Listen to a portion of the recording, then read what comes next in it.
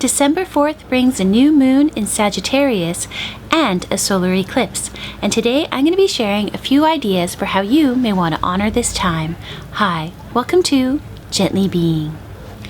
With this solar eclipse and new moon, there could very much be a merging of new and old, a coming together, not so much thinking of antagonism between them, but merging, learning from each other. Sagittarius as a sign is very much open to seeing the big picture, so you're going to want to keep that in mind when you're thinking of how you want to honor this new moon. Some other themes you're going to want to keep in mind are that of truth, optimism, enthusiasm, and abundance. The first idea for how to honor this new moon and solar eclipse is to look at big intentions or big goal setting. The new moon can often be a wonderful time for setting new intentions, and sometimes these can be small things, and sometimes it's really advantageous to think big picture. And during this new moon in December in Sagittarius with some solar eclipse energy, I think it may be a good idea for thinking big. What are some maybe more long-term goals or long-term intentions you want to set? This new moon phase may be the perfect time for setting those new intentions.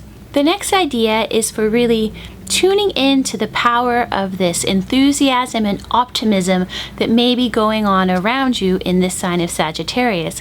And it could be just a really good opportunity to sit down and write some positive affirmations that you can turn to when perhaps you aren't feeling as enthusiastic or optimistic. Why not harness in on that energy and carve out a little bit of space to write down some positive feelings or positive affirmations that you can return to at a later date.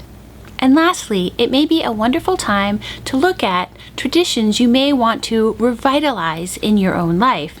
It being December, you may want to look at any Yuletide or Christmas traditions you'd like to reinvigorate or revitalize at this time. Perhaps you can really think about how you merge the new and the old together to create almost a new interpretation or adaptation of a tradition that's in your life or your family's life. So those were a few ways you may want to think about honoring this new moon and solar eclipse on December 4th. If you plan to do anything, please let me know down below in the comments, or do you plan to try any of these suggestions? Thanks so much for spending time with Gently Being. If you like this video, please give it a thumbs up, subscribe down below, and hit the bell so you always know when there's a new video. And be sure to tune in on December 1st when I will be kicking off the Yuletide Advent video series. Once again, thanks so much for spending time with Gently Being.